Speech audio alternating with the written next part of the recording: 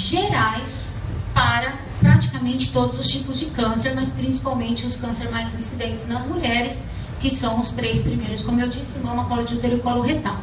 Outros fatores como o sistema imunológico, lembrando que o nosso sistema imunológico ele está constantemente ativo, trabalhando para estar sempre causando a fagocitose ou a morte das células mutantes que se formam constantemente no nosso organismo. Então, pacientes com sistema imunológico comprometido também são mais suscetíveis. Uma predisposição genética que entra muito a história familiar e determinados hormônios. Bom, então, sabendo-se o que é o câncer, por que ele se forma, os fatores de risco, é importante a gente falar um pouquinho como fazer o diagnóstico. Então, é claro que não existe um protocolo único para diagnóstico do câncer, porque o diagnóstico está relacionado ao tipo, a localização, o tipo histológico, enfim. De uma maneira geral, o principal fator é anamnese e exame físico, porque é o sintoma da mulher ou a alteração que ela detecta no seu corpo que vai fazer ela procurar o médico aproximadamente para depois se fazer o diagnóstico. Os exames utilizados no diagnóstico são raio-x, ultrassom, tomografias, ressonância, endoscopia e colonoscopia. Hoje em dia nós temos o PET, que é uma tomografia de corpo total, um exame mais funcional, embora que fique bem claro que o PET não é o melhor exame e o exame padrão ouro para todos os tipos de doença, tem as suas limitações e tem as suas indicações. E para o oncologista, o que é importante? Citologia e biópsia. Então, a partir do sintoma da paciente, da alteração no exame físico e os exames de imagem que vai nos ajudar, para o oncologista é a biópsia que define do que se trata aquele tipo de câncer. Depois que é feito o diagnóstico, a gente precisa fazer o estadiamento, onde a gente usa o sistema TNM, onde T é para avaliar a extensão do tumor com os exames de imagem, o N a gente avalia o comprometimento de linfonodos regionais e M o comprometimento da doença à distância, que é também conhecido como uma metástase. As modalidades de tratamento são diversas, inúmeras e também vai depender da localização do tumor, no caso mama, colo retal, colo de útero, vai depender do tipo histológico desse tumor e do seu estadiamento também, que a gente faz a partir dos exames de imagem, como eu já citei. Cirurgia é a modalidade terapêutica com maior intenção curativa hoje em dia. Quimioterapia. A quimioterapia citotóxica é a quimioterapia padrão, a mais convencional, a mais antiga, e é a medicação que vai agir na célula tumoral que está em divisão, causando a morte celular. Por isso que a quimioterapia também acaba trazendo alguns sintomas adversos, alguns efeitos adversos extratumorais, que é o que acaba mais atrapalhando o tratamento e atrapalhando a qualidade de vida da paciente nessa fase. A hormonioterapia, então, são medicamentos anti-hormonais, na verdade, que a gente usa para o câncer de mama, via orais, para alguns casos, apenas para aqueles cujo tumor é um tumor relacionado e dependente de hormônio para o seu crescimento.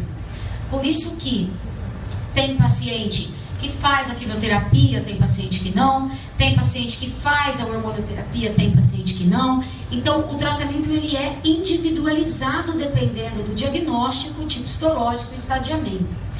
Terapia-alvo e anticorpos monoclonais são tratamentos mais atuais, que são focados para agir exatamente em um determinado alvo que já é conhecido daquele tipo de tumor, com menos efeitos colaterais, mas para casos mais restritos, tumores mais selecionados, tumores que têm aquele alvo para a ação das drogas.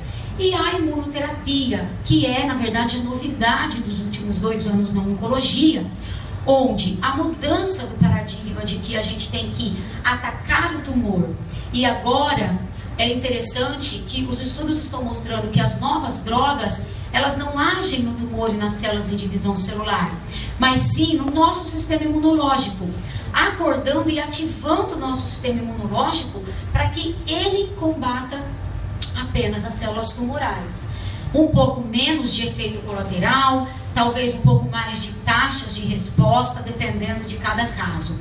E radioterapia, que é alguma outra modalidade terapêutica indicada para alguns casos também. Então, o que eu acho que é importante de tudo isso daqui é que os inúmeros pacientes, cada um que a gente vê todo dia, eles se encontram na químio, na rádio, e às vezes a pergunta é unânime: ai, fulano usa esse medicamento, eu não tenho que usar. Ciclano fez a radioterapia, eu não tenho que usar. Porque na oncologia, cada tratamento é individualizado para aquela localização, para aquele tipo histológico, para aquele grau, para aquele estadiamento. Por isso que os tratamentos são diferentes entre si. Falando só, assim, rapidamente de cada modalidade, no caso do oncologista, a quimioterapia, ela pode ser indicada pré-operatória ou neoadjuvante, em caráter adjuvante ou pós-operatório, ou exclusiva quando o paciente não vai ser submetido a um procedimento cirúrgico e só o quimioterápico. Aqui é a capela, usada pela farmacêutica para manipular a quimioterapia. O quimioterápico, ele pode ser oral, que a gente tem algumas drogas orais, embora não são para todos os tipos de tumores. A quimioterapia de uso endovenoso, ela pode ser administrada por acesso periférico ou pelo portocat, que é um acesso central. Isso depende do quimioterápico envolvido, depende do esquema de quimioterapia envolvido. Aqui é só para ilustrar o portocat no raio-x. A radioterapia, nós temos a teleterapia, que é onde se usa o acelerador linear. Essa rádio, ela pode ser uma rádio convencional e conformacional. Então, as mulheres que precisam fazer o tratamento com radioterapia também se deparam com essa informação. É importante a gente lembrar que, em relação à eficácia, o tratamento não muda. O que muda são os efeitos colaterais, porque a conformacional, que é a 3D, ela consegue focar um pouquinho melhor o leito a ser irradiado.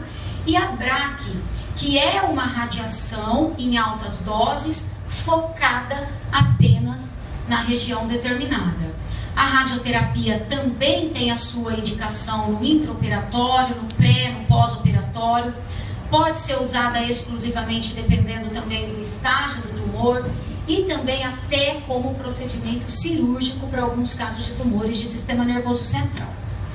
Então, aqui para ilustrar é o acelerador linear, que na verdade parece um aparelho de tomografia. O paciente deita numa maca e o aparelho apenas dá a volta no organismo, emitindo essa radiação. A braquiterapia, que é uma dose alta localizada, usada para tumores pélvicos em muita extensão, principalmente também para o câncer de colo de útero. E aqui, só para ilustrar, embora seja sistema nervoso central, a radiocirurgia, que é uma dose alta numa fração única para tratar aquele tumor localizado. Bom, então, como os 3 tumores mais frequentes são mama, colo retal e colo de útero, eu sei que o Leandro já abordou essa parte do rastreamento também, mas só para também ajudar a memorizar. Então, o câncer de mama, que é o mais incidente no Brasil nas mulheres em 2016 e 2017, de acordo com o ICA, a recomendação: exame clínico das mamas em mulheres maiores de 40 anos, anualmente. Mamografia em mulheres entre 50 e 69 anos, com um intervalo máximo de 2 anos. Exame clínico e mamografia para mulheres com alto risco, quando ela tem mais do que 35 anos. Quando a gente fala de rastreamento, significa o quê? A gente pegar a população toda e submetê-la a um determinado exame na intenção de fazer diagnóstico precoce e que esse diagnóstico precoce tenha uma redução da mortalidade. É por isso que para alguns tumores existe rastreamento e para outros tumores não existe rastreamento. Então, às vezes o paciente, eu quero fazer um check-up contra câncer. Tem. Na mulher, o que a gente tem rastreamento é câncer de mama, colo de útero e agora também o colo retal. Porque são esses tumores que se mostrou que os exames realizados têm repercussão na redução de mortalidade. Então, em mulheres entre 40 e 50 anos que fazem o rastreamento com mamografia, existe uma redução de 10% e para mulheres acima de 50 anos, essa redução é em 30%. Então, mesmo tendo uma redução da mortalidade, olha o impacto na saúde pública. Por isso que não dá para rastrear todos os tumores, porque também não existe redução da mortalidade para os outros casos, embora já tenha até estudos provando isso. No câncer de colo de útero, como o Leandro falou, é o exame citopatológico, que é o Papa Nicolau, nas mulheres. A rotina é se fazer a cada 3 anos, desde que você tenha 2 exames normais consecutivos. Então, só para lembrar, o câncer de colo de útero, ele é um câncer de evolução indolente.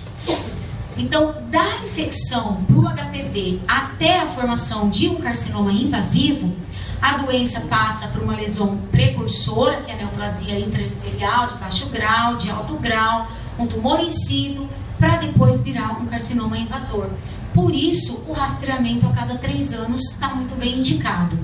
Os HPVs mais frequentes, os subtipos de HPV são 16 e 18. A vacina do HPV, amplamente usada hoje, ela abrange 4 tipos de HPV, não são todos, então não é porque toma vacina que também não tem que fazer as outras modalidades de prevenção. Então, aqui é só para mostrar o impacto na redução da mortalidade quando a mulher faz o Papa Nicolau a cada 3 anos. 91% de redução, com 15 exames nesse período. E se ela faz anual, 93%, fazendo 45 exames nesse período. Então, daí a recomendação de que a cada 3 anos deve ser feito o Papa Nicolau. Para o câncer coloretal, existe, na verdade, muitas controvérsias, mas a colonoscopia e a pesquisa de sangue oculto deve ser realizada pela OMS e pelo ICA, pelo menos a cada 3 anos, desde que o primeiro exame seja normal, isso a partir dos 50 anos. Eu acho que é isso. Tentei abranger um pouquinho, mas a gente deixa para as perguntas depois, né? Obrigada.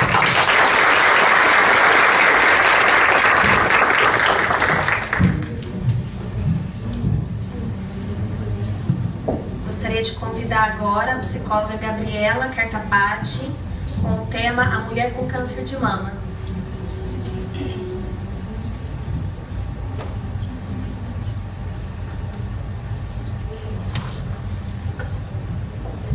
Boa tarde. Primeiramente, muito obrigada ao Alsta e à equipe, pelo convite. É uma honra estar aqui para passar um pouquinho do conhecimento da psicologia para vocês. Apesar de ser pouco tempo, eu vou tentar pincelar um pouquinho, que eu sei que a psicologia ela é um assunto de muito interesse, gera muitas questões em todo mundo aqui, principalmente quando a gente pensa no câncer, que é algo que angustia muito a todos, né? Então, se alguém tiver alguma dúvida, sinta-se na liberdade de me interromper, que eu vou tentar ajudar, vou tentar auxiliar. Bom, o significado do câncer para a mulher e também no geral na sociedade, né? O câncer, as representações associadas ao câncer, elas são geralmente negativas, porque o câncer ele é tido como uma doença destrutiva e ele está associado ao estigma social da morte. Então, quando a gente pensa no câncer, a primeira coisa que vem na nossa cabeça é o quê? É a morte, né? Então, o câncer, por isso, ele gera muita angústia, e no caso da mulher, né, quanto ao câncer de mama para a mulher, desde os séculos 19 e 20, ele era associado, aqui não está escrito, mas ele era associado a doenças sexuais, ele era comparado aos efeitos das doenças sexuais, porque ele era considerado uma doença ligada à sujeira, ligada à falta de limpeza, à falta de higiene. Então, por isso, desde então, vem se vivenciando o câncer de mama como algo um pouco repulsivo. E a mama, a gente não pode esquecer que é um órgão relacionado à feminilidade, sensualidade, sexualidade, a diferença de sexos e principalmente a maternidade também, por ser uma fonte de alimento para o bebê. Então, a mulher, quando recebe o diagnóstico do câncer de mama, ela, consequentemente, já tem já prejudica a autoimagem dela e ela passa a sofrer angústias, a sofrer medos, a sofrer preocupações concernentes a isso, por gerar um impacto já na sua autoimagem, né? A mastectomia, apesar dela não ser um procedimento feito em todos os casos do câncer de mama, ela gera uma mutilação parcial ou total da mama e acarreta alterações da autoimagem da mulher. Então, essa preocupação que já vem com o diagnóstico, quando a mulher ela recebe o diagnóstico concreto e formal do médico e gera um impacto na autoimagem, a mastectomia vem e concretiza isso, né? Então, a mulher ela se vê sem uma parte da sua mama. O luto, o que é o luto? O luto, ele é um processo pelo qual todos nós passamos enfrentando alguma situação traumática. Ela pode ser a perda de um ente querido, a perda de uma parte do nosso corpo, a perda de um emprego, né? Então a gente pode generalizar o luto não só para a perda do ente querido, mas sim para qualquer situação traumática que gere uma mudança na nossa vida. São 5 estágios que o luto tem, que a gente passa, não necessariamente eles acontecem na ordem que eu vou descrever, tá? O primeiro estágio é a negação e o isolamento. A negação, total ou parcial, ela é vivida praticamente por todos os pacientes acometidos por alguma doença, no caso do câncer de mama. Ela acontece por um grande tempo e só depois, só mais pra frente, que a negação ela vai dar lugar ao isolamento. O segundo estágio é a raiva, e esse estágio é o estágio mais complicado, tanto para as famílias quanto para as equipes, porque o paciente ele passa por sentimentos de muita raiva, irritabilidade, com relação à notícia, por estar doente. Então, é muito comum que o paciente ele acabe projetando essa raiva na equipe e nos familiares. E é muito difícil, às vezes, para a equipe e para os familiares reconhecerem que faz parte de um estágio do luto isso, né? Então, muitas vezes os familiares eles reagem se afastando, evitando visitas, ou então eles ficam mais chorosos, eles se sentem humilhados. E todas essas reações dos familiares fazem com que os pacientes eles fiquem com mais raiva e mais mágoa. O terceiro estágio é a barganha. A barganha é o estágio que é menos conhecido e que tem menor duração. A barganha, a gente pode pensar nela como uma criança, né? Vamos pensar na situação de uma criança quando quer alguma coisa. A criança, quando quer alguma coisa, ela sabe que se ela tiver um bom comportamento, aquilo automaticamente vai fazer com que ela tenha uma maior possibilidade de conseguir aquilo que ela quer.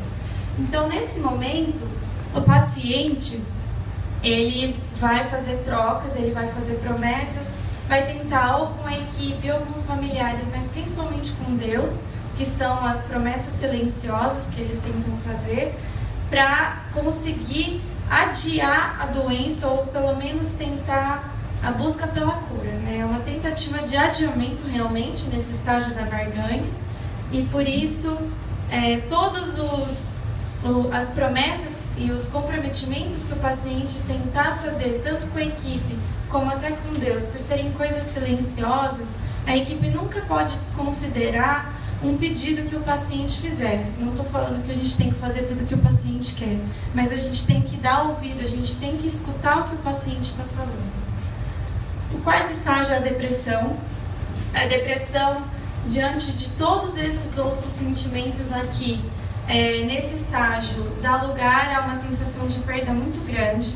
E essa sensação de perda é vivenciada pelo paciente com sintomas típicos da depressão, então pode acontecer retraimento, isolamento, retraimento, às vezes até um retardo motor, e a gente precisa tomar muito cuidado nessa fase. O 5º estágio é a aceitação, que por si só o nome já diz, que é a fase em que o paciente ele aceita a sua doença, aceita a sua condição, mas a gente não pode confundir o estágio da aceitação com um sentimento de felicidade, né? Ele não é vivenciado com uma sensação de felicidade, muito pelo contrário, o paciente nesse estágio ele aceita a doença e a vivencia de forma mais tranquila.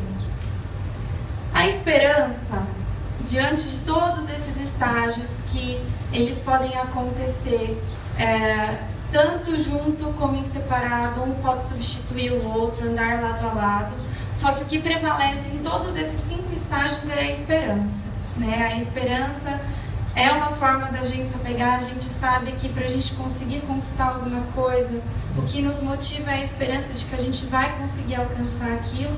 Então, é muito importante a gente identificar no paciente essa esperança e até estimular que ele se mantenha nessa esperança, porque a esperança, por exemplo, em pacientes terminais, a esperança mantém os pacientes suportando a dor, suportando a situação, apesar de saber que a finitude está próximo para eles, né? Comparando, fazendo uma associação dos estágios de luto com os momentos da doença do câncer, a gente pode indicar 4 momentos. O primeiro momento é o pré-diagnóstico, que ele antecede a confirmação do diagnóstico. Então, nesse momento, a mulher ela começa a perceber que alguma coisa de diferente está acontecendo com o corpo dela, e justamente por isso é nessa fase que a gente identifica a relação que a mulher tem com o próprio corpo. Se ela está muito distante de si mesma ou se ela está acompanhando a evolução, os sinais que o corpo apresenta. Só que ao mesmo tempo, como não existe nenhuma concretização do diagnóstico da doença, as mulheres elas geralmente se utilizam da negação e do estado de choque nesse momento, porque elas precisam negar o histórico de vida dela e precisam negar os primeiros sintomas, justamente porque eles antecedem o estigma do câncer que acompanha a ideia da morte, porque isso causa muita angústia.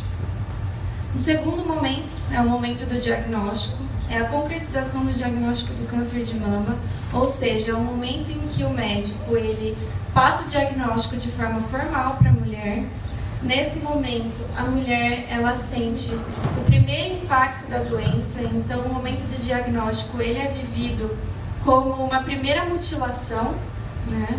Porque ele já traz toda uma necessidade de mudança de vida para a mulher, porque a gente sabe que o câncer ele traz mudanças até no cotidiano da mulher, né? Então, nesse momento, é muito comum aparecer a raiva, é muito comum aparecer uma reação de efeitos pós-traumáticos, de irritabilidade e até de culpa.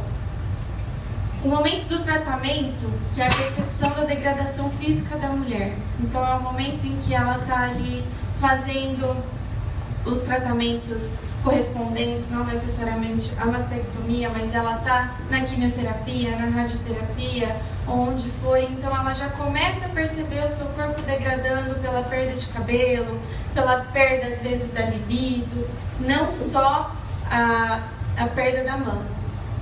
O momento pós-tratamento, que é depois de passar por tudo isso e vivenciar todo o processo do câncer de mama, a gente chega nas repercussões psicológicas, porque a mulher ela se depara com a sua autoimagem diferente, tendo que se ajustar no cotidiano, tendo que se ajustar nas atividades diárias que antes ela fazia e passou a demandar isso a outras pessoas. Então, por isso que as repercussões psicológicas aparecem mais nesse momento pós-tratamento nesse sentido. Agora eu vou falar um pouquinho da rede de apoio às mulheres com câncer, porque a mulher com câncer, na fase do luto, ela vivencia o câncer como um processo e uma possibilidade dela associar as questões dela internas com a nova realidade, tendo que se refazer como uma mulher e refazer a sua autoimagem.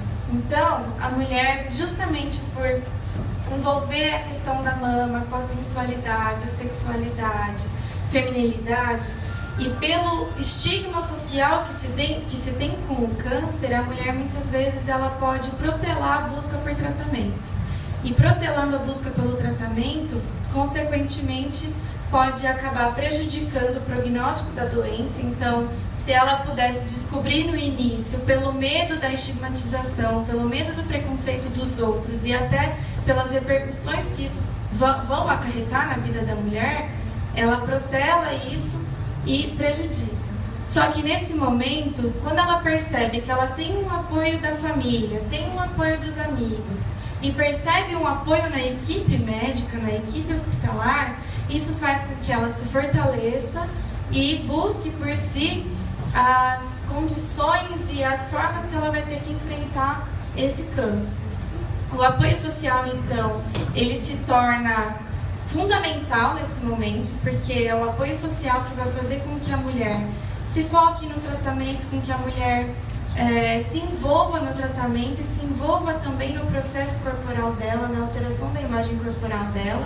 Então, ele é visto como cuidado, né, no sentido de fortalecer a mulher, da manutenção do equilíbrio.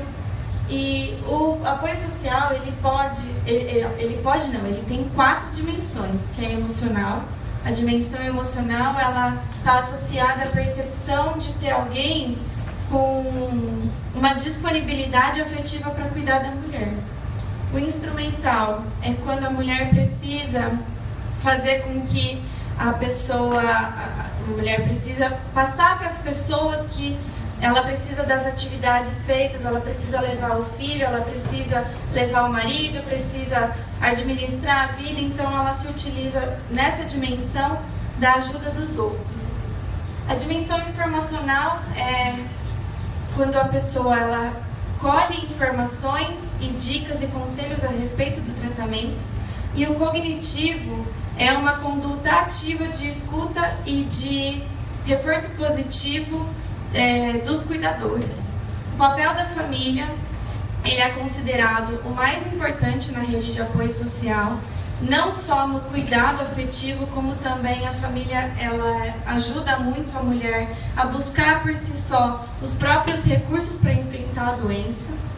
E em famílias que são vulneráveis, a equipe multiprofissional ela entra aqui com um papel muito importante no sentido de fortalecer essa relação da família e do paciente e de estimular a comunicação, porque a gente sabe que a comunicação ela é muito importante nesse momento de qualquer doença.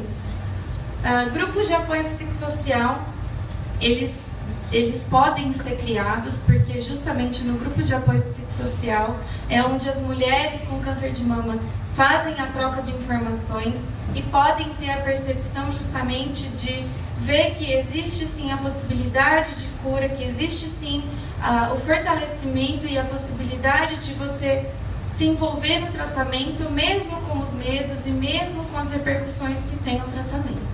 O fornecimento de informações sobre a doença é uma outra forma de aliviar a ansiedade que a mulher sente nesse quadro do câncer de mama. Então, assim, o hospital, por exemplo, pode desenvolver outras formas que não só um papel, que não só uma cartilha para fornecer informações, que seja de recursos audiovisuais que a equipe, que o hospital se utilize, porque quanto mais a gente acessa a informação, mais alívio causa na ansiedade das pessoas. O papel do cônjuge é outra questão fundamental, né? Principalmente na fase de recuperação do câncer da mulher, porque a mulher e o cônjuge já se tem muitos estudos relacionando que a comunicação para o casal ela está associada à intimidade, a afeto, a troca de experiências, e isso faz com que a mulher também se sinta mais acolhida, e justamente por se ter um medo da sensualidade, da rejeição pela perda da mama, seja simbolicamente ou concretamente, o papel do cônjuge nesse momento se torna fundamental. Apesar disso, existem constrangimentos sociais que inibem as pessoas a compartilharem aquilo que elas querem, que elas precisam. Os constrangimentos sociais, a gente pode pensar numa situação em que a paciente ela vai falar com alguém sobre alguma angústia dela relacionada ao câncer e ela sente a pessoa um pouco repulsiva, negando o contato, ou então fazendo colocações inapropriadas. Esses seriam exemplos de constrangimentos sociais. Mas a equipe também tem inibições nesse quadro do câncer de mama, porque o câncer de mama ele envolve uma questão da sexualidade inegável, né? E a mulher, ela precisa falar sobre a sexualidade, mas já se tem estudos que enfermeiras relatam a grande dificuldade de falar sobre a sexualidade com esses pacientes. E a gente sabe que a enfermagem ela é uma profissão que está muito ligada às figuras femininas, então se tem uma prevalência maior de mulheres na profissão, e isso está ligado também a uma questão da sexualidade asséptica e silenciosa. Então isso dificulta as enfermeiras já falarem com as mulheres sobre a sexualidade, né?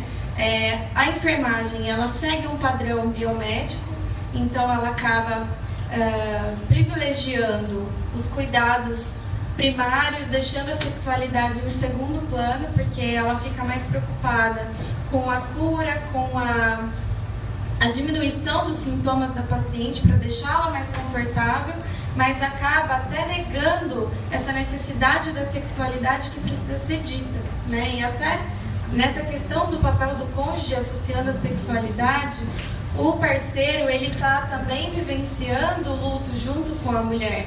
Então, muitas vezes ele não tem estrutura emocional para começar a falar com a mulher sobre a sexualidade. Então, por isso é muito indicado que a equipe comece a falar sobre isso e permita que os familiares e os pacientes escolham se eles querem continuar com aquele assunto ou não dentro ali do âmbito. Só que o que foi apontado pelas enfermeiras é uma falta de espaço apropriado para que essa conversa aconteça, porque a gente sabe que a sexualidade também é um assunto que gera tabu, gera constrangimento. Então, elas, nesse estudo de 2013, alegam que falta espaço e falta preparo também técnico para elas desenvolverem uma conversa ligada à sexualidade. Então, elas passam a delegar essa conversa para outros profissionais, dizendo que elas não têm esse preparo. Só que o que isso acontece? Isso provoca uma fragmentação na assistência. Cada um é responsável e competente por aquilo que lhe cabe, né? E, então, é muito indicado um treinamento, no sentido de preparar essas enfermeiras para como lidar, como abordar, como falar, quais os termos apropriados para não causar constrangimento nem para a enfermeira e nem para a paciente, para a família. E também, nesse treinamento, acaba ajudando as enfermeiras a entrarem em contato com a sua própria sexualidade para conseguirem desenvolver melhor o assunto com outras pessoas. A questão do acompanhamento terapêutico, a gente fala que, sempre puxando sardinha para a psicologia, o acompanhamento terapêutico, psicológico é muito importante, mesmo fora do acompanhamento da equipe multiprofissional, principalmente. O acompanhamento psicológico ele é indicado logo após o diagnóstico feito, porque a gente sabe que depois do diagnóstico tem a concretização da doença, então as mulheres elas precisam falar sobre aquilo e é feita uma avaliação psicológica individual para detectar quais são as necessidades ali naquele momento, até para programar as sessões, se vai ser feito individualmente, se vai ser feito em grupo. Nisso é também indicado o acompanhamento psicológico do casal, porque a gente sabe que é um ambiente em que o casal ele vai se sentir mais acolhido e até desenvolver mais essas questões da sexualidade, por exemplo, que tem tanta dificuldade em abordar, entre outras angústias que o câncer gera. E a família, no contexto, também tem que passar por uma avaliação acurada no âmbito da família, porque a gente sabe que existem crianças, existem mães, tios, primos que acompanham de perto a doença e também tem muita angústia com relação a isso. Segundo o INCA, que é o Instituto Nacional do Câncer, desde 2008, ele diz que as pacientes, depois de alta hospitalar, precisam ser encaminhadas a grupos de apoio interdisciplinar. Os grupos de apoio interdisciplinar, eles têm o objetivo justamente da mulher ter informação da parte educacional, psicológica e até objetiva da doença, do pós-diagnóstico, do pós-tratamento, para ela conseguir refazer a sua vida e refazer a sua autoimagem, tanto como mulher, como mãe, como profissional. E é isso, gente, essas são as referências. Eu agradeço mais uma vez a atenção de vocês, tenho o meu contato, se alguém tiver alguma dúvida, eu me disponho a dividir mais alguma coisa que vocês precisarem. Obrigada.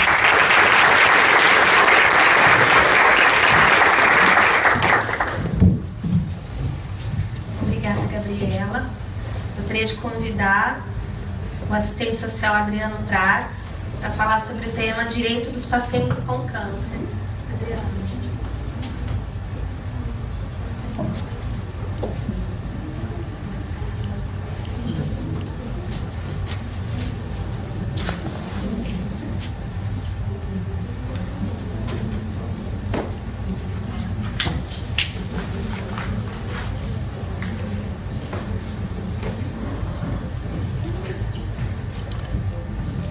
Gente, boa tarde. Boa tarde. Acho que todo mundo aqui praticamente me conhece, né? Eu sou assistente social aqui do Grupo Alstom e quero agradecer a oportunidade de estar com vocês aqui discutindo esse tema, né?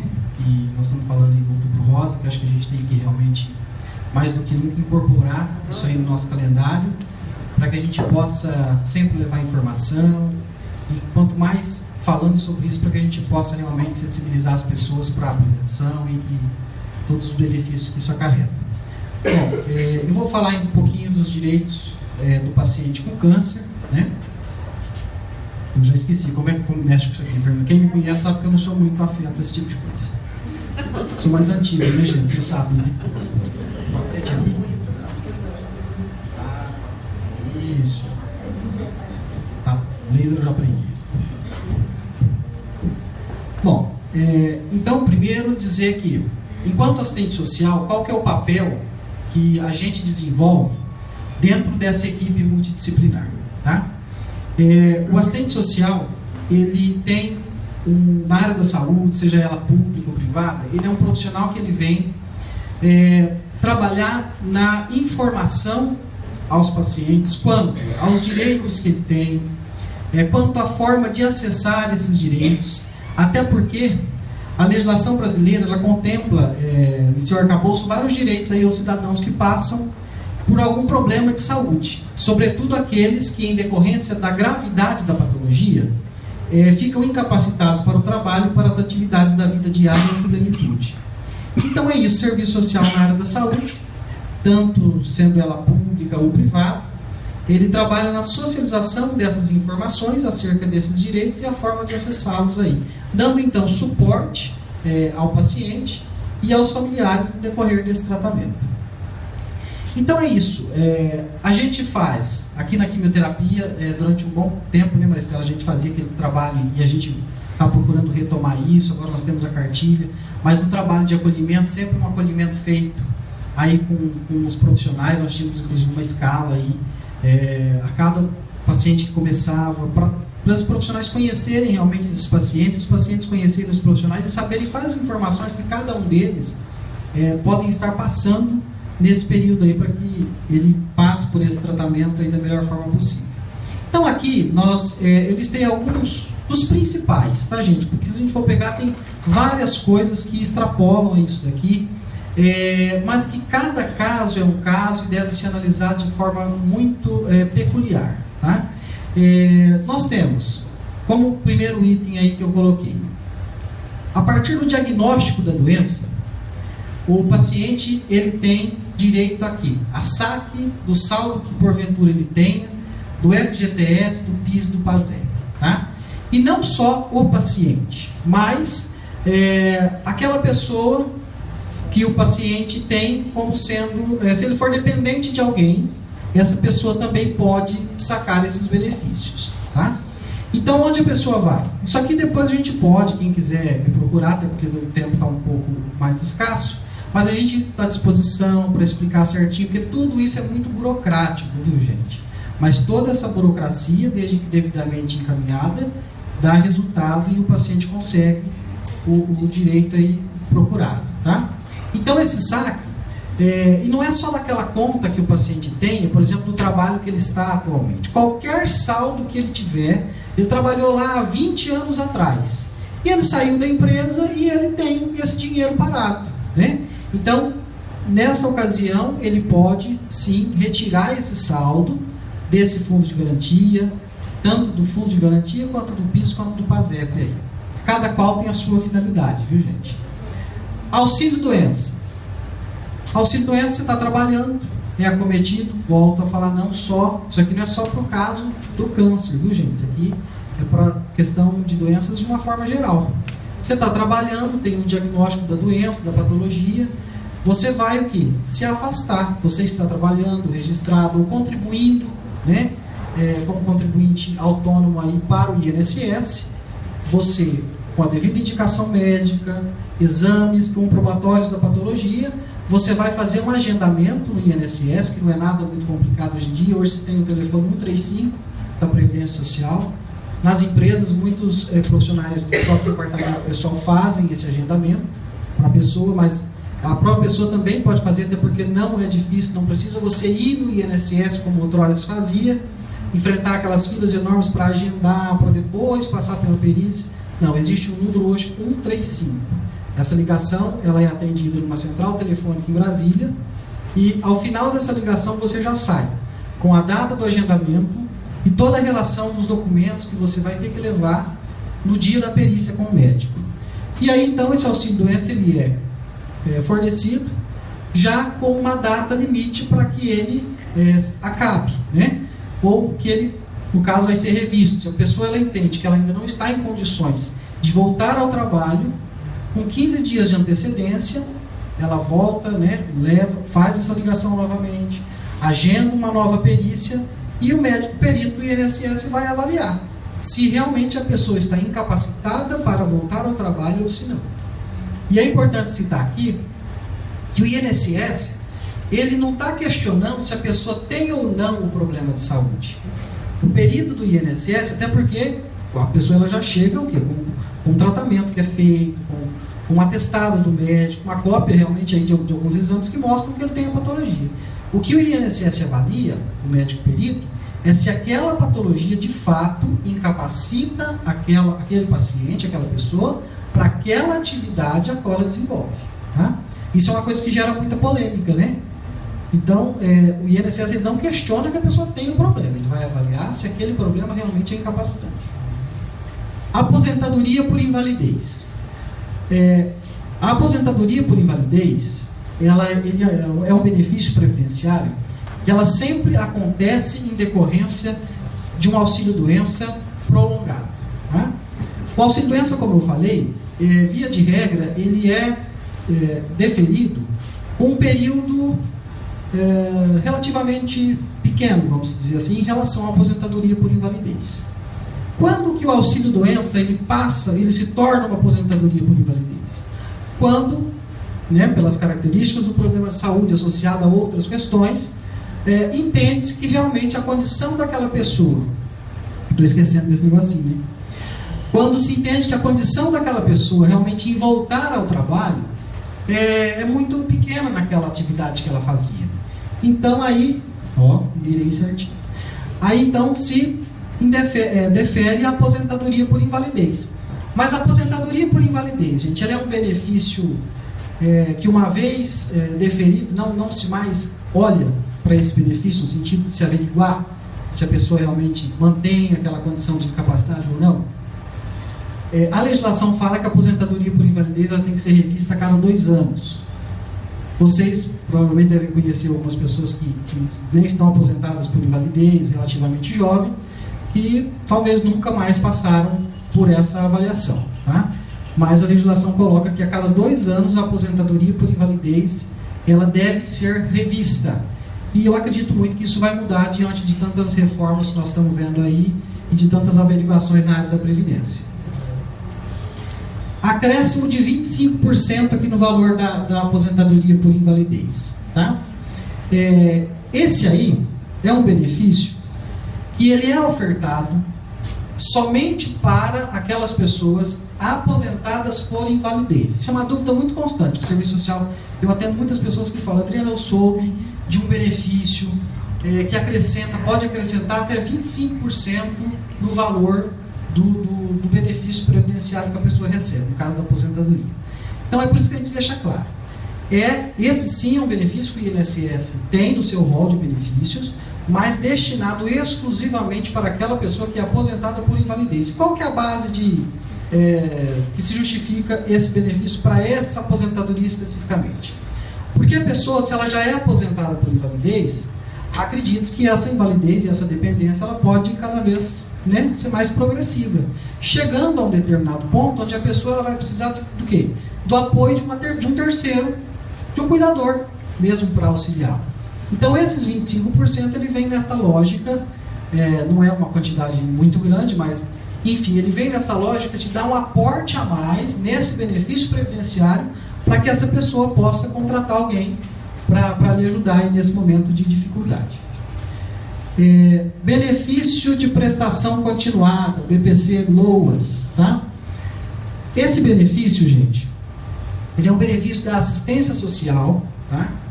Que nós quero fazer uma parênteses aqui para dizer o que é benefício previdenciário e o que é benefício assistencial.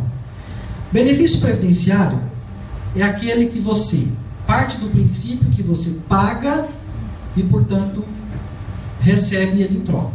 Você contribuiu formalmente para ter esse benefício lá na frente.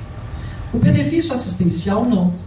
Não necessariamente você tem que ter contribuído com a Previdência, porque não é da Previdência, é da assistência social, para ter direito a esse benefício quando, por alguma situação na vida, você realmente ficar impossibilitado de trabalhar, de manter a sua própria subsistência e de não ter a subsistência mantida pela família de uma forma geral. Então, esse benefício, ele é um benefício concedido em quais situações? Para aquela pessoa que ela não trabalha, não tem um vínculo formal de trabalho, não contribui com o carnezinho do INSS e ela desenvolve um problema de saúde. Vamos falar aí, ela desenvolve o câncer. Tá? Essa pessoa ela vai passar por uma perícia, sim, no INSS, só que ela vai passar também por um processo de avaliação social, onde, para a concessão desse benefício, além da questão incapacidade que a doença gera, se estabelece também uma análise sobre a questão econômica dessa família. Para a concessão desse benefício, se estabelece o critério de que a renda familiar per capita não pode ultrapassar 1/4 do salário mínimo. Vocês vão falar assim para mim, Adriano, mas 1/4 do salário mínimo é muito pouco. De fato, é muito pouco mesmo. Só que para aquela pessoa que ela está numa condição que ela realmente parou de trabalhar, ela vive sozinha ou mora próximo de algum parente, mas não convive sob o mesmo teto com ele, porque também o benefício para efeito de cálculo de renda familiar, você verifica todas as pessoas que moram com aquela pessoa, convivem sob o mesmo teto com ela, soma todos esses recursos que essas pessoas recebem e divide pelo número de membros. Aí você chega nesse valor per capita. Está acabando meu tempo? Vou ser mais rápido. Depois a gente conversa, quem quiser procurar, são muitos detalhes, a gente começa a falar e vai embora. Então esse benefício também, ele é ofertado, tem essa possibilidade de oferta para essas pessoas que têm um problema de saúde, associada a essa questão socioeconômica. Quitação de financiamento de imóvel. Isso aqui eu estou falando pelo sistema financeiro de habitação. Tá, gente? Quando a gente faz um financiamento pela Caixa, quem tem casa financiada aqui pela Caixa? Levanta a mão. Todo mundo tem casa própria, ninguém tem financiamento. O que acontece? Você, quando você faz o financiamento, no contrato de financiamento, lá já está embutido o quê? Um seguro. Tá? E esse seguro, ele vai colocar lá as condições, obviamente como todo seguro, que ele pode ser acessado. E o problema de saúde incapacitante ou até a morte dessa pessoa, ele dá direito à quitação desse imóvel. Tá? Suponhamos, eu fiz um financiamento, eu e a minha esposa. Se eu chegar a falecer, o imóvel vai ser totalmente quitado? Não, ele vai ser quitado a parte que me cabe. Tá? Então não é que o financiamento, a não ser que eles tenha sido feito financiamento apenas no meu nome. Tá? Esses 3 aqui, o pessoal pergunta muito. Ó. Aliás, 2 aqui, estão 3 impostos. Isenção de ICMS e IPI na compra de veículos adaptados e depois a isenção do IPVA para esses veículos adaptados. Essa dúvida e esse direito é o que mais as pessoas perguntam. Adriano, então agora eu tive o diagnóstico da doença, eu tenho lá o exame que comprova, eu posso realmente comprar um carro e lá na concessionária ter essa isenção que se fala por aí? Gente, para veículos adaptados. Lembrando que a patologia, ela gera algum tipo de incapacitação permanente? Por exemplo, vamos falar do câncer de mama, né? Nós temos 2 médicos aqui. Essa cirurgia, a extensão dessa cirurgia, foi necessário, né, mexer em algumas partes aí que deixou, por exemplo, essa mulher com a mobilidade reduzida, que não permite mais que ela, né, utilize um carro normal, né, um carro convencional. Então, nesse caso, existe toda uma papelada, você tem que alterar a sua carteira de habilitação no Detran, você tem que passar por um médico credenciado ao Detran, só que o desconto é bom, viu, gente? Então isso permite o quê? Com que a pessoa ela tenha esse veículo adequado às condições que ela precisa por um valor bem mais em conta. E o IPVA? Esse IPVA ela não vai pagar esse carro. Só que essa isenção do IPVA é em 2 situações. A pessoa pode comprar o carro, ela sendo condutor do veículo, no caso o paciente, ou ele pode comprar o carro também, a pessoa a quem ela é dependente. Por exemplo, uma adolescente, jovem, síndrome de Down. A síndrome de Down é uma das patologias que dá direito a isso. Essa pessoa vai dirigir esse carro? Não. Mas esse carro é um direito a ela para que as pessoas, né, que são os tutores dela possam inclusive transportá-la e tudo mais. Nesse caso, o IPVA ele não é isento. A isenção do IPVA é apenas quando o carro é realmente para a pessoa que tem a patologia, que ficou com o comprometimento e a partir disso, então, ela não vai pagar IPVA nesse veículo. Tá? No outro caso, não. Só para o condutor do veículo. Cirurgia de isenção de imposto de renda na aposentadoria. Só para quem já é aposentado, tem o diagnóstico da doença, e então, nesse caso, seguindo todas as burocracias, tem que ir na Receita Federal, fazer uma série de documentações, mas a pessoa ela passa a não pagar mais esse imposto de renda proveniente da aposentadoria. Se ela tem renda de imóveis, ela tem, enfim, qualquer outro tipo de renda, é só da aposentadoria, tá?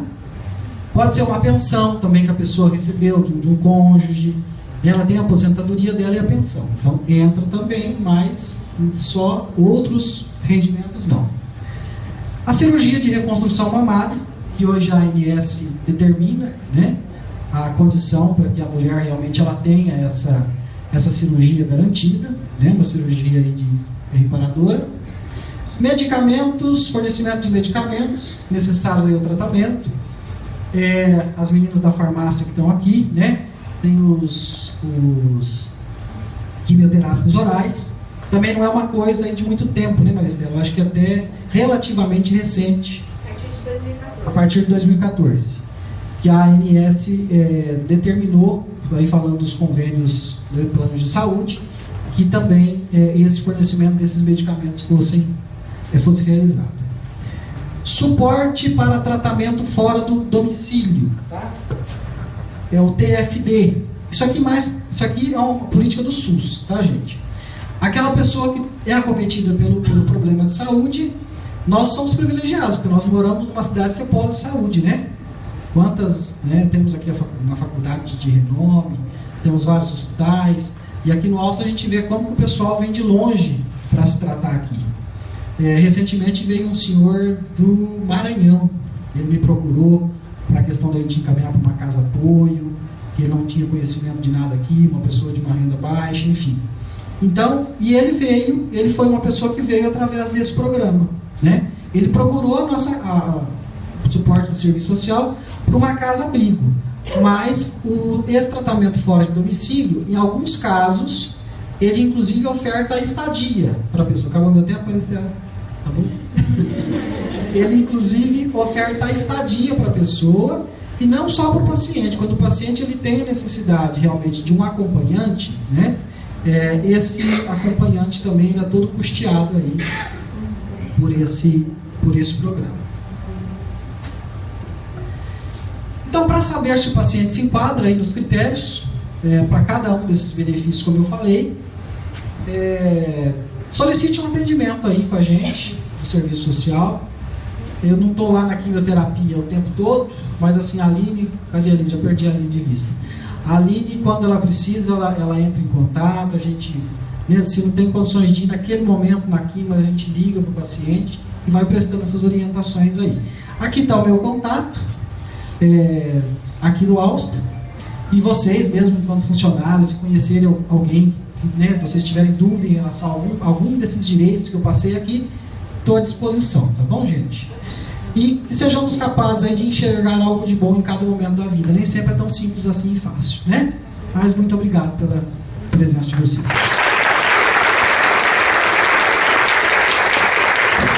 Gente, olha, nós temos o nosso manual, viu?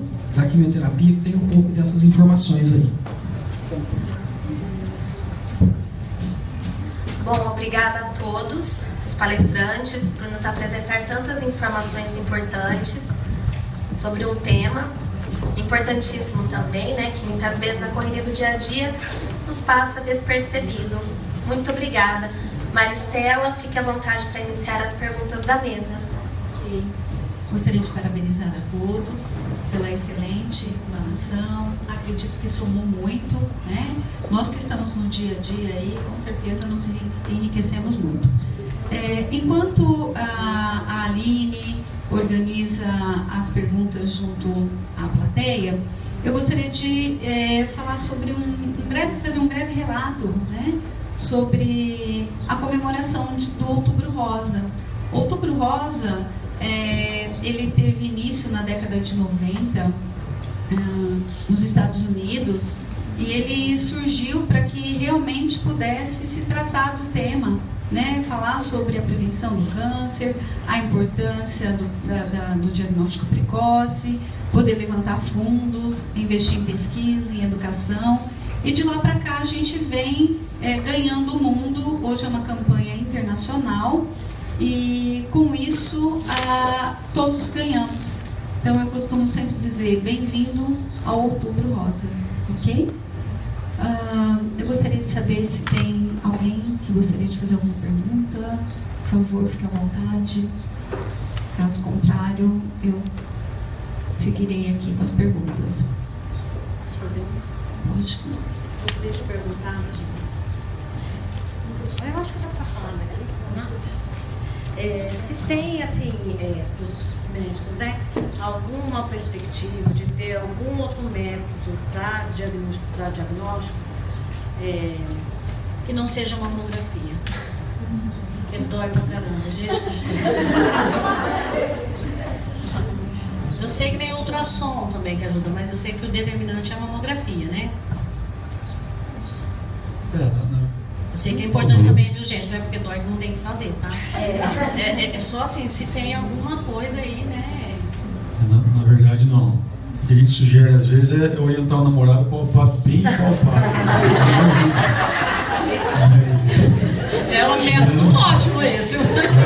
Isso ajuda. Às vezes tem que ter mais do que um, porque um pega muito bem, aí já prejudica. Não tem. Na verdade, nem ultrassom.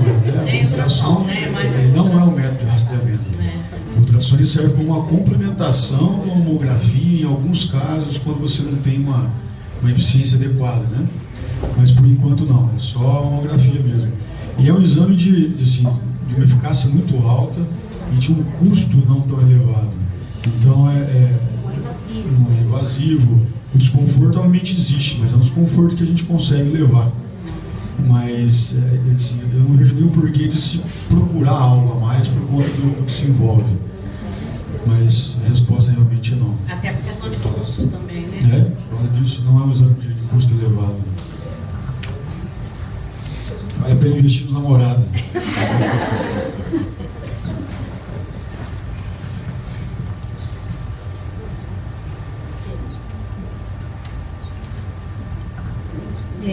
Eu queria saber, porque a gente não se ouve falar muito em câncer de mama no sexo masculino, né? Como que é essa incidência, se é alta, se existe?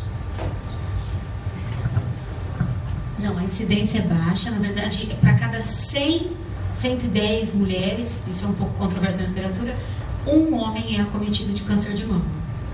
Eu, particularmente, tenho 2 casos. E eles não, por exemplo, o diagnóstico não é igual? Não existe o rastreamento no homem. E o diagnóstico é quando o homem percebe o nódulo. Então, assim, também não é recomendado que o homem faça autoexame, não tem rastreamento, justamente porque a incidência não tem impacto nenhum. Mas quando o homem nota algum nódulo, é que ele vai atrás. Não, o diagnóstico, nesse caso, a gente faz por ultrassom, porque não tem tecido mamário suficiente para mamografia. Punção, se faz diagnóstico. O tratamento é idêntico. Depende. O homem faz a mastectomia do tecido glandular também, pesquisa linfonodo da axila. Se vier comprometido, tem que fazer esvaziamento axilar, tem que fazer quimioterapia. Então, dependendo do estadio da doença, o tratamento é igual. Mas a incidência aqui é bem mais rara.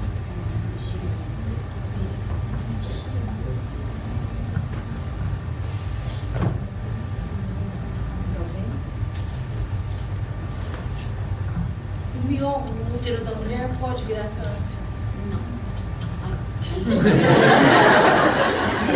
Você quer mais? Na verdade, Tem uma porcentagem para virar câncer? existe uma alteração que chama-se malignização do mioma, né? Mas isso é extremamente raro, né?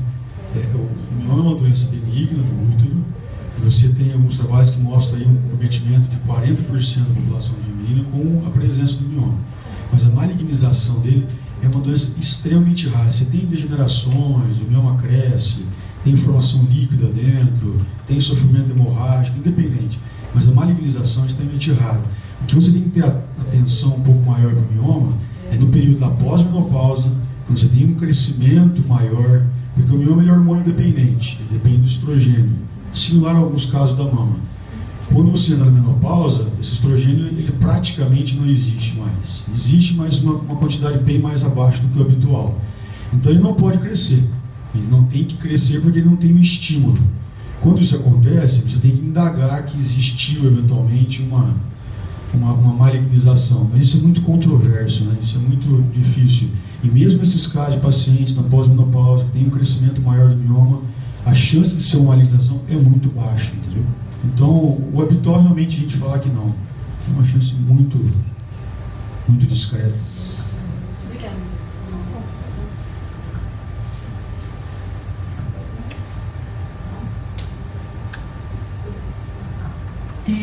Eu gostaria de fazer uma pergunta para a doutora Gabriela, né? São perguntas que nós acabamos ouvindo dos pacientes na unidade de quimioterapia, e uma delas é assim, como que nós podemos, né, diante das queixas ouvidas dos pacientes na quimioterapia, recomendá-los, né, de uma forma para eles fazerem um enfrentamento melhor, né, para a doença. Como que nós podemos abordar essa dificuldade que eles têm em buscar essa ajuda terapêutica?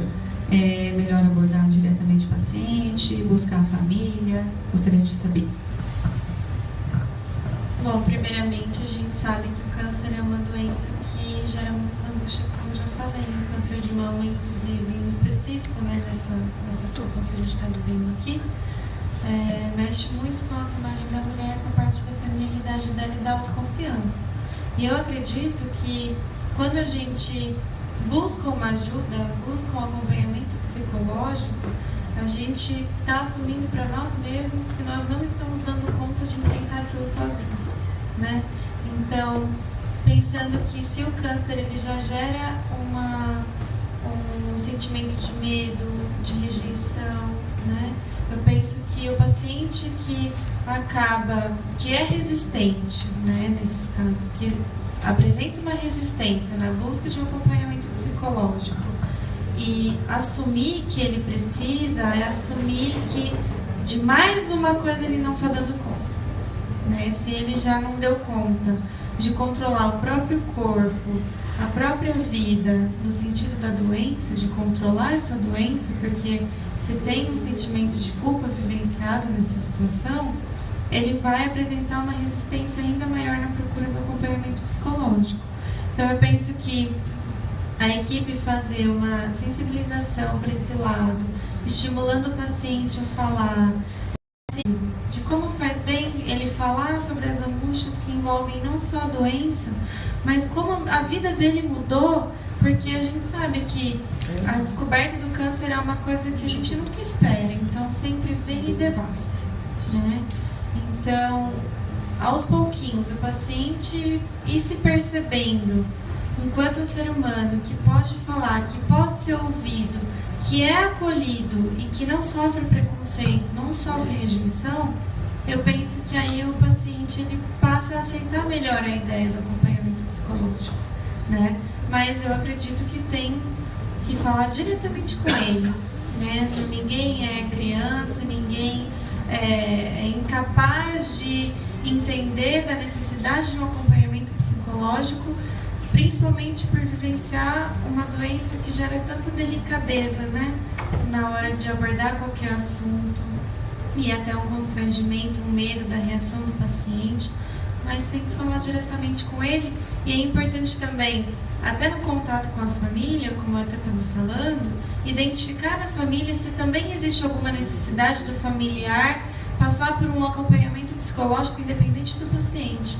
Porque muitas vezes a gente vê a família reagindo de forma muito pior do que o paciente, né? A família, ela passa pelo mesmo processo de luto, mas ela vivencia de uma forma muito mais drástica, muito mais sofrida, muito mais angustiante.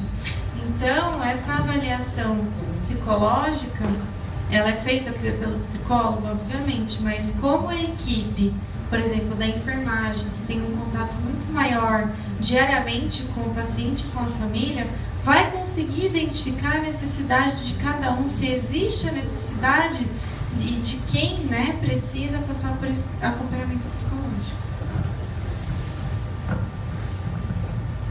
Eu gostaria de fazer uma pergunta para a doutora Carla com relação a tratamentos, médio e longo prazo. Teremos alguma novidade? Bom, assim, de 2014 para cá, a ANS regulamentou os quimioterápicos orais, então já foi um avanço. E novidade é que a tendência é individualizar cada vez mais. Então, a gente não fala mais em carcinoma ductal invasivo. Agora, depois, né, a gente sabe que o carcinoma ductal invasivo ele pode ser o subtipo luminal, o subtipo HER2, o subtipo triplo negativo. Então, não é que existe uma droga promissora, mas a cada congresso que a gente vai, a cada ano que muda, existem medicamentos, mas assim, que o foco é individualização do tratamento. Então, por isso que cada um sai de lá com a receita individualizada.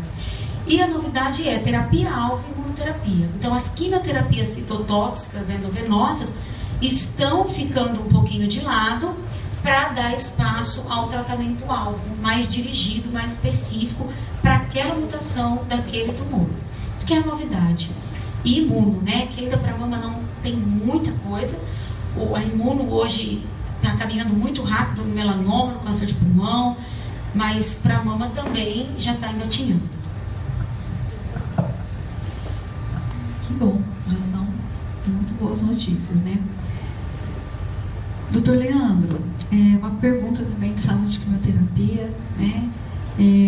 As pacientes, elas trazem no dia a dia queixas, principalmente queixas ginecológicas das pacientes que estão em tratamento de quimioterapia, principalmente de tumores ginecológicos.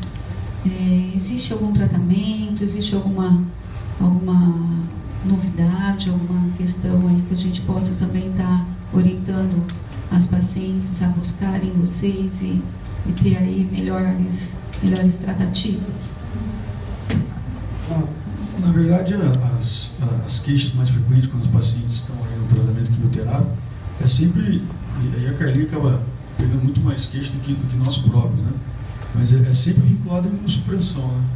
Então, é muito frequente na parte do trato genital a paciente aparecer com um tratamento um pouco mais chato, mais delicado, vinculado à candidíase, que está associado, paciente que tem herpes acaba tendo recidivas herpéticas um pouco mais frequente, o HPV com as suas lesões que acabam sendo também recidivantes com uma frequência maior, vinculado à sua imunossupressão.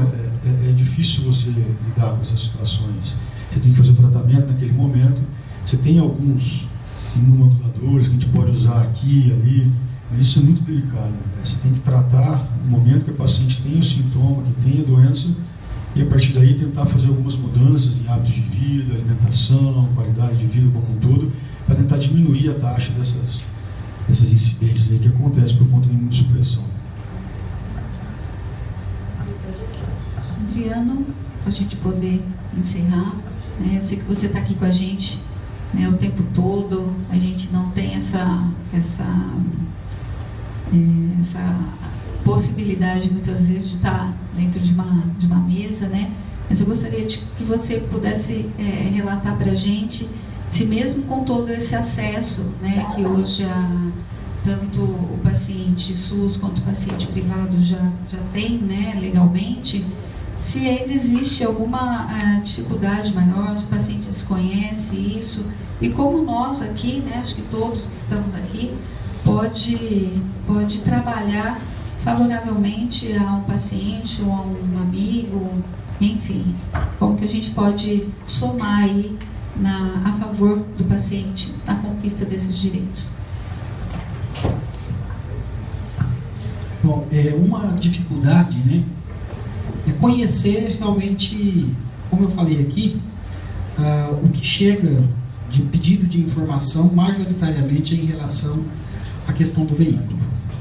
A questão do IPVA, se pode realmente comprar o veículo com desconto, isso é o que mais chega.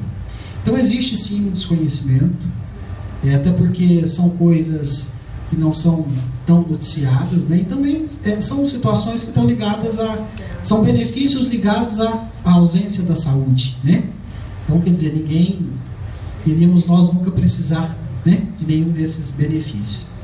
Mas eu acho que compete a nós, enquanto equipe de saúde, informar os pacientes, dizer para eles que existe a possibilidade de conhecer mais sobre esses direitos e que eles podem acessar. A burocracia também, viu, gente, é outra coisa, é um aspecto que dificulta. Para vocês terem uma ideia, volto a falar da questão do carro. Você tem que pagar um laudo, né, para um médico credenciado ao Detran, esse laudo ele não é barato, né?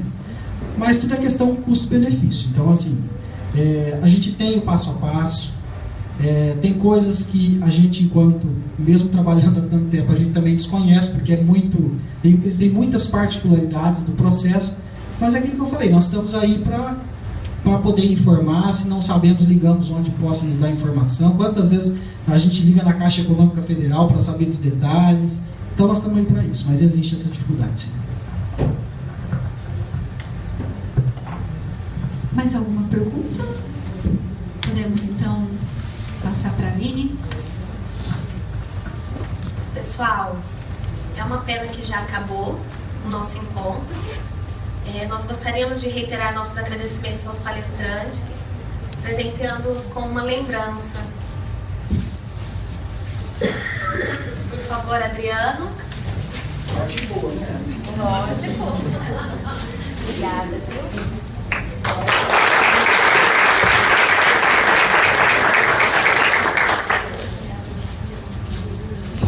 Gabriela.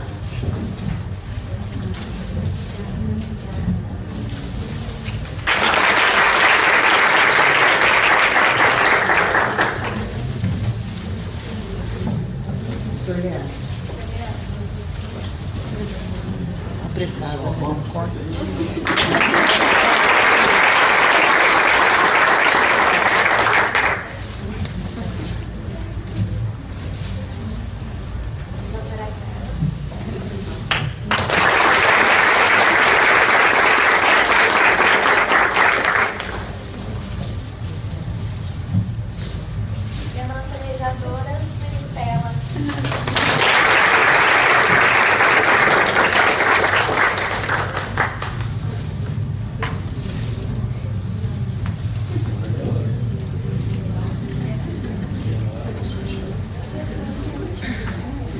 Pessoal, agradecemos a presença de todos vocês. Aproveitem para colocar seus exames preventivos em dia. Procurem seu médico de confiança e contem sempre com o Grupo Alsta.